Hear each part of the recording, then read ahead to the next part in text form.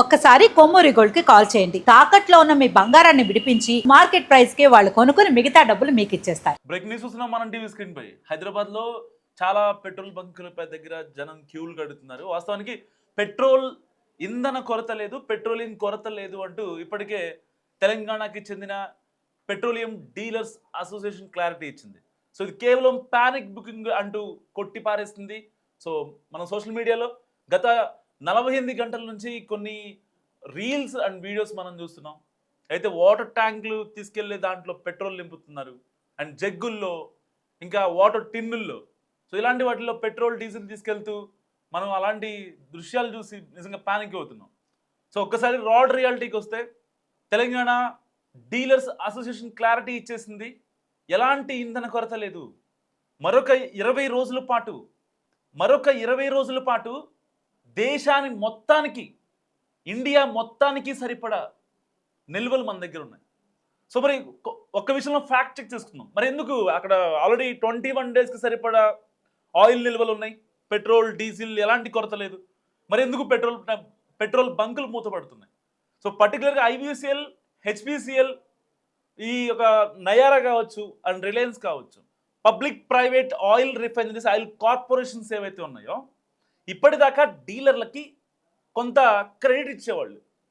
So బేసిక్గా corporation నుంచి ఆ యొక్క డీలర్స్కి క్రెడిట్ అనేది అప్పుగా ఇవ్వడం అనేది ఎప్పటి నుంచి వస్తున్న ఆనవాయితీ. బేసిక్గా ఆ టర్మ్స్ అండ్ కండిషన్స్తోనే వాళ్ళు ఆ డీలర్షిప్ కూడా తీసుకుంటారు. సో మీ దగ్గరలో ఉన్న ఐఓసిఎల్ కావచ్చు, లేకపోతే భారత్ పెట్రోల్ బంక్ కావచ్చు, ఏ పెట్రోల్ బంక్ అయినా వాళ్ళ ఆథరైజ్డ్ డీలర్ దగ్గర నుంచి వీళ్ళు ఒక డీలర్షిప్ తీసుకుంటారు. ఒకవేళ రేపన్న రోజున మా దగ్గర పెట్రోల్ అయిపోతే, మీరు మా దగ్గర కస్టమర్లు ఒక రోజు రాలేదు అంటే ఆ బంక్లో పెట్రోల్ ఇంకా ఎప్పటికీ ఉండదు. కాబట్టి సో కస్టమర్లు వచ్చే ఆ యొక్క ఫ్రీక్వెన్సీ తక్కువ ఉంటుంది కాబట్టి వాళ్ళేం తిప్పుకుంటారు, మా దగ్గర అయిపోయినా సరే మీరు పంపించండి, సో మా దగ్గర డబ్బులు ఉన్నప్పుడు మీకు క్రెడిట్ చేసేస్తాం. సో ఇలాంటి కండిషన్స్ ఉంటాయి బేసిక్గా. సో అలాంటి కండిషన్స్ అన్నీ ఇప్పుడు యుద్ధ వాతావరణంలో ఈ యొక్క ఆయిల్ కార్పొరేషన్స్ అన్నీ ఆ యొక్క చైన్ని బ్రేక్ చేశాయి. డబ్బులు ఇస్తేనే పెట్రోల్ పంపిస్తాం మీకు 5,000 లీటర్లు పెట్రోల్ కానీ డీజిల్ కానీ మీకు ఒక లారీ మీ ఇంటికి రావాలి అంటే, మీ యొక్క బంక్ దగ్గర రావాలి అంటే డీలర్కి పెట్టిన కండిషన్ అనమాట. సో ఎట్టి పరిస్థితుల్లో మీ పాత బకాయిలు ఏవైతే ఉంటాయో అవన్నీ చెల్లించండి. అవి చెల్లించిన తర్వాతే మేము మా యొక్క లారీలు, పెట్రోల్ లారీలు కావచ్చు, డీజిల్ ట్యాంకర్లు కావచ్చు పంపిస్తామని చెప్పి ఇప్పుడు ఆయిల్ కార్పొరేషన్స్ అన్నీ కూడా చాలా సిండికేట్గా మారి డీలర్స్ని ఇబ్బంది పెడుతున్న పరిస్థితి. మరి ఇన్నాళ్ళు ఎందుకు పెట్టలేదు, ఇప్పుడే ఎందుకు పెట్టారు? ఒక పక్క గ్యాస్ సంక్షోభం, ప్రపంచవ్యాప్తంగా గ్యాస్ సంక్షోభం, చమురు నౌకలు హార్మోజ్ జలసంధి ద్వారా ఈ యొక్క ఎక్కడ ఒక షిప్ని పేల్చేస్తారో ఇరాన్ వాళ్ళు అని చెప్పి భయపడుతున్నట్టు పాండమిక్ సిచ్యువేషన్ ఇది. సో అలాంటి సిచ్యువేషన్లో ఇప్పుడు అన్ని నౌకలు, దాదాపుగా 10,000 నౌకలు, జస్ట్ ఇమాజిన్ ఒక 1/2 కిలోమీటర్ ఉండే ఒక పెద్ద కంటైనర్స్ వేసుకున్న షిప్లు, అలాంటివి 10,000 కంటైనర్లు, 10,000 షిప్పులు ఇప్పుడు హార్మోజ్ జలసంధితో వెయిట్ చేస్తున్నాయి వాటి యొక్క డెస్టినేషన్స్ కోసం వెళ్ళడం కోసం. ఇలాంటి సందర్భంలో ఇటు ప్రపంచవ్యాప్తంగా ఇంధన సంక్షోభం, ప్రపంచవ్యాప్తంగా చమురు సంక్షోభం, ఎక్కడ మళ్ళీ ఇప్పటికే వీటి ఎఫెక్ట్ గ్యాస్ మీద పడింది, ఎల్పిజి, ఎల్ఎన్జి అన్నిటి మీద పడింది. మళ్ళీ పెట్రోల్ మీద, డీజిల్ మీద పడితే పొరపాటున మా పరిస్థితి ఏంటి అని చెప్పి చాలామంది సామాన్యులు ఎవరైతే ఉంటారో, అవగాహన లేని వాళ్ళు, ఇప్పుడు మనం ఒక కటింగ్ షాప్కి వెళ్తాం, అబ్బాయిల థింగ్స్ చెప్పుకోవాలంటే కటింగ్ షాప్కి వెళ్తే అక్కడ ఒక చిన్న డిస్కషన్ నడుస్తూ ఉంటుంది. అక్కడికి వెళ్ళిన ఒక అంకుల్ కావచ్చు, ఒక అబ్బాయి కావచ్చు, ఆ డిస్కషన్కి ఇన్ఫ్లుయెన్స్ అవుతాడు. ఏంటి యుద్ధం అంట కదా, అవును యుద్ధమే. సో వాళ్ళకి ఏం తెలీదు, వాళ్ళు ఏదో చెప్తారు, గ్యాస్ ఇక్కడ బుక్ చేసినా రావట్లేదు అని చెప్తారు. వాళ్ళు అదే తీసుకొచ్చి వాళ్ళకి తెలిసిన వాళ్ళకి చెప్పేస్తారు. ఇలా స్ప్రెడ్డింగ్ అనమాట, పానిక్ బుకింగ్ అవుతుంది. సో ఇప్పుడు తెలుగు రాష్ట్రాల్లో ఇదే సిచ్యువేషన్ చూస్తున్నాం మనం. 100 రూపాయల కోసం వచ్చిన ఒక పెట్రోల్ పోయించుకోవడానికి వచ్చిన కస్టమర్ 300 రూపాయలు, 400 రూపాయలు అయితే ట్యాంక్ ఫుల్ కూడా చేయించుకున్న సందర్భాలు చూస్తున్నాం. సో ఇలాంటి సిచ్యువేషన్స్ వల్ల సాధారణం కంటే, తెలుగు రాష్ట్రాల్లో సాధారణం కంటే 3 రెట్లు ఎక్కువగా, యాక్చువల్గా పర్ డేకి తెలుగు రాష్ట్రాలకు 1 లీటర్ సరిపోతుంది అనుకోండి, ఇప్పుడు 3 లీటర్లు కావాల్సి వస్తుంది. ఎందుకు? ఉండాల్సిన దానికంటే ఎక్కువ ఉంచుకుంటున్నారు బళ్ళ ట్యాంకుల్లో. సో ఇలాంటి సిచ్యువేషన్లో ఇటు ఎవరు ఏం చెప్తున్నా సోషల్ మీడియాలో ఏదో వస్తుంది, పెట్రోల్ బంకులు మూతపడుతున్నాయంట, లేదంటే ఇక పెట్రోల్ దొరకదంట. ఆల్రెడీ మన దగ్గర 21 డేస్కి సరిపడా ఇంధన సరఫరా ఉంది. దానికి ఆల్టర్నేట్గా కేంద్రం ఆలోచిస్తుంది. ఆల్రెడీ ఇప్పటికే ఇటు ఎల్పిజి కావచ్చు, ఇటు ఎల్ఎన్జి కావచ్చు, ఇలాంటివి సార్ట్అవుట్ అవుతున్నాయి కొంచెం కొంచెం. 20% హోటల్స్కి అండ్ రెస్టారెంట్స్కి ఎల్పిజి కూడా సరఫరా అవుతుంది, 20%.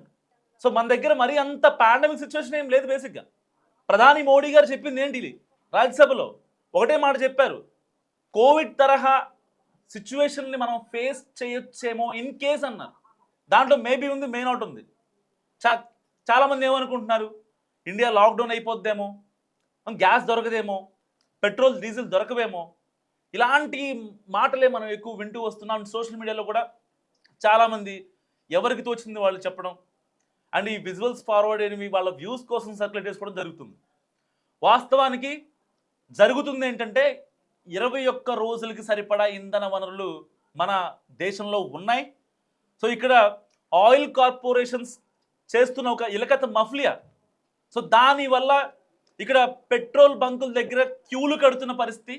ఇక్కడ పానిక్ బుకింగ్ చేసుకోవద్దు, ఎవరో వాటర్ ట్యాంకుల్లో పట్టుకెళ్తున్నారు, ఎవరో వాటర్ టిన్లో పట్టుకెళ్తున్నారు అని మీరు అనుకుంటే ఇక్కడ పొరపాటే. ఎందుకంటే పర్టికులర్గా ఎలాంటి సిచ్యువేషన్ కనిపించట్లేదు.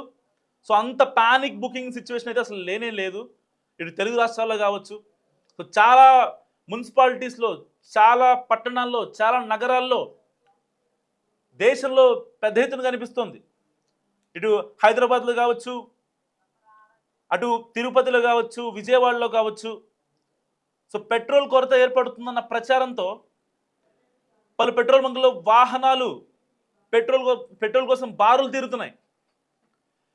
కొన్ని పెట్రోల్ బంక్స్ దగ్గర నో స్టాక్ బోర్డులో పెట్టేస్తున్నారు డైరెక్ట్గా. No stock board means stock లేదు అని కాదు. అక్కడ డీలర్కి, ఆయిల్ కార్పొరేషన్ వాళ్ళకి ఒక సప్లై చైన్ లింక్ అనేది డిస్మాకిల్ అయింది అంతే. That means there is no petrol కాదు, there is petrol for 21 days. Not at all issue for India, there is no issue. ఎవరు పానిక్ గురవలసిన అవసరం లేదు. మీరు పెట్రోల్ బంక్కి వెళ్ళి ఒక 100 రూపాయలు ఎలా కొట్టించుకుంటారో అలాగే కొట్టించుకొని బయటకు వచ్చేయండి. సో చాలామంది ఉన్నారు, నేను కూడా రేపు పొద్దున్నే క్యూలో ఉంటా అని చెప్పి పొద్దున్నే తెల్లరగట్టు లేచి పెట్రోల్ బంకుల దగ్గరికి వెళ్ళి క్యూలు కట్టడం కాదు. సో మనం టీవీ త్రూగా మళ్ళొకసారి చెప్తున్నా, ఐ రిపీట్, సో పెట్రోల్ విషయంలో సామాన్య ప్రజలు ఎలాంటి పానిక్ గురవ్వాల్సిన అవసరం లేదు. Please don't be panic. Petrol ఉంది, ఇండియా అవసరాలకు సరిపడా మన దగ్గర పెట్రోల్ ఉంది. ఇప్పుడు ఏదైతే హార్మోస్ దగ్గర ఏదైతే కంటైనర్స్ ఉన్నాయో ఆ కంటైనర్స్ ఇంకొక 21 days రాకపోయినా సరే ఎట్టి పరిస్థితుల్లో we can survive. We had that stock, మన దగ్గర ఆ స్టాక్ ఉంది. సో ఎలాంటి కన్ఫ్యూజన్ అక్కర్లేదు చాలా మందిలో. సో తెలుగు రాష్ట్రాల్లో బేసిక్గా ఈ యొక్క పాండమిక్ సిచ్యువేషన్ పర్టికులర్గా పెట్రోల్ బంకులు మూతపడిపోతున్నాయి. గత వారం రోజుల నుంచి హైదరాబాద్ ఔటర్ రింగ్ రోడ్ లిమిట్స్లోని చాలా పెట్రోల్ బంకులో నో స్టాక్ బోర్డు పెట్టేశారు. సో చాలామంది అనుకుంటున్నారు లేదు పర్టికులర్గా యుద్ధం జరుగుతుంది కాబట్టి షిప్పులు రావట్లేదు కాబట్టి ఆగిపోయింది అనుకుంటున్నారు. సో గ్యాస్ విషయంలో వేరుంటుంది, ఇక్కడ పెట్రోల్ విషయంలో వేరుంటుంది. ఏదైనా సరే చమురే కదా అనుకోవచ్చు, కానీ మనం చమురు డీల్ చేసే కంట్రీస్ ఏవైతే ఉన్నాయో, రష్యా కావచ్చు, ఇటు గల్ఫ్ కంట్రీస్ కావచ్చు, సో కొన్ని ఆల్రెడీ మన దగ్గర స్టాక్ ఉంటుంది. సో గ్యాస్ అలా స్టాక్ ఉంటుంది కదా. గ్యాస్ అనేది ప్రతి ఇంట్లో ప్రతిరోజు కిచెన్ వెలగాల్సిందే, పొయ్యి మండాల్సిందే. పొయ్యి మండకపోతే ఎలా, బండి స్టార్ట్ చేయకపోయినా పర్లేదు కానీ పొయ్యి మండాలి కదా. సో కాన్సెప్ట్ అది. గ్యాస్ యొక్క వాడకం ఎక్కువగా ఉంటుంది ఇండియాలో, compare all countries, all states. So that's the reason we are having some pandemic here. So please don't be panic. So ఎట్టి పరిస్థితుల్లో ఈ యొక్క పానిక్ బుకింగ్స్ వల్ల పెట్రోల్ బంకుల దగ్గర బారులు తీరుతున్నారు జనం. సో ఇక్కడ పానిక్ పెట్రోల్ వల్ల వచ్చే ఇబ్బందులు ఏంటంటే, మాకు పెట్రోల్ దొరకట్లేదు, మాకు డీజిల్ దొరకట్లేదు అని చెప్పి ఆటో వాళ్ళు రేట్లు పెంచేస్తున్నారు ఇష్టారాజ్యంగా. మాదాపూర్ నుంచి ఇటు బంజారా హిల్స్ రావడానికి 50 రూపాయలు తీసుకుంటున్నారు. లేదు ఓలా ఊబర్ బుక్ చేసుకుందామంటే అవ్వని పరిస్థితి. జస్ట్ బికాస్ ఆఫ్ సామాన్యులు చేసే మిస్టేక్. పెట్రోల్ బంకుల దగ్గర ఇంతమంది క్యూలు కట్టి, ఇటు కార్లు కావచ్చు, ఇటు బళ్ళు కావచ్చు, ఆటోలు కావచ్చు, చిన్న చిన్న టాటా ఏసీలు కావచ్చు.